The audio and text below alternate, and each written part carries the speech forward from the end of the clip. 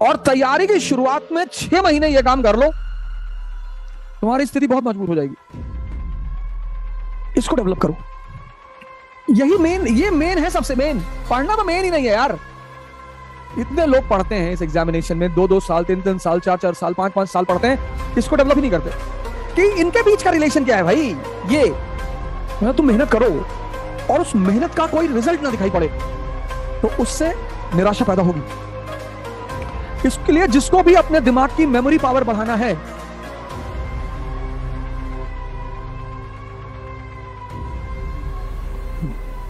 जय हिंद फ्रेंड्स, जय Hind.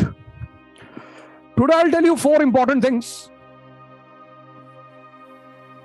which every aspirant should be aware about before he or she starts the preparation. If you have these 4 things, the chance of qualifying civil service is very high. If you don't have, you can develop with the coaching institutes. 4 things. First thing, sitting. The first thing which every aspirant should take care of, that he or she should have a good habit of sitting minimum 4 hours in one go. Minimum. Second thing, thinking. You'll say everyone thinks, correct. Thinking about what you have done throughout the day.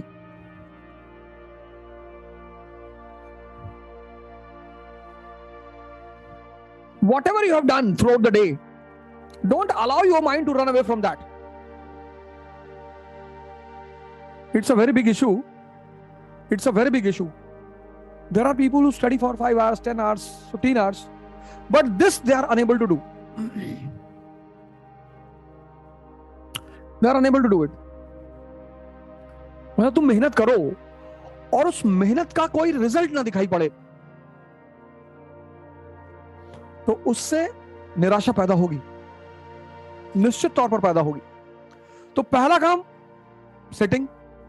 लेकिन मैं कहूंगा sitting मत करो, खड़े होकर पढ़ो। Desktop खरीद लो जो टीचर्स रखते हैं क्लासरूम में, और खड़े होकर पढ़ो। और दूसरी चीज थिंकिंग। तुम जो पढ़ते हो उसको रोटेट करते रहो। तीसरी चीज कनेक्टिंग।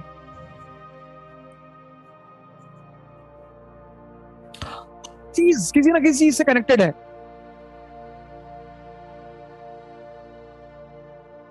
ये जो स्कूल और कॉलेज के बीच में डिफरेंस है वो यही है। स्कूल और कॉलेज के बीच में जो डिफरेंस है वो यही है, यही डिफरेंस है। स्कूल में क्या पढ़ाया जाता है, क्या, क्यों और कैसे। स्कूल मतलब क्या, क्यों और कैसे, बस। What, why and how. क्योंकि एक बार तुम इसको समझ गए, फिर तुम जब कॉलेज में पहुंचोगे तो उन सारे सब्जेक्टों का जो कोरिलेशन है उस लेवल पे पढ़ाया जाएगा। और आईएएस की जो तैयारी है वो कॉलेज लेवल की है।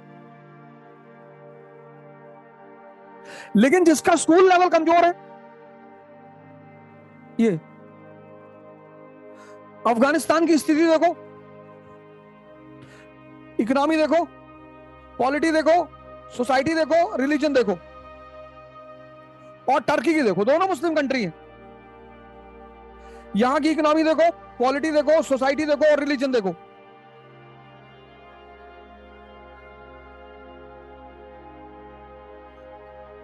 इसको डेवलप करो। यही मेन, ये मेन है, सबसे मेन। पढ़ना तो मेन ही नहीं है यार।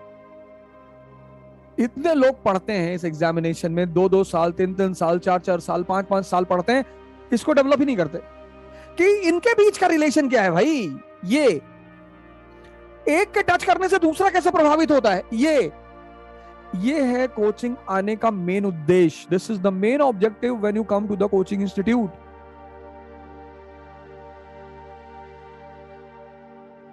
और चौथी चीज, राइटिंग. मतलब एक नियम बना लो, तुम बिना सोचे पढ़ सकते हो. पढ़ ही रहे लोग, रामायण पढ़ रहे हैं, रामचरितमानस पढ़ रहे हैं, कुरान पढ़ रहे हैं. सोच के जो पढ़ लेगा उसकी जिंदगी बदल जाएगी.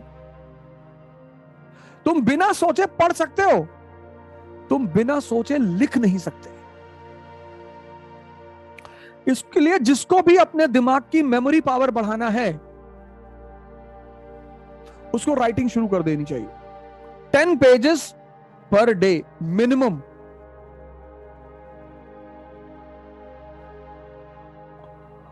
और तैयारी की शुरुआत में 6 महीने यह काम कर लो, तुम्हारी स्थिति बहुत मजबूत हो जाएगी. 6 months. तैयारी की शुरुआत में 6 महीने यह काम कर लो, ये चारों काम 6 महीने कर लो, तुम्हारी स्थिति मजबूत हो जाएगी.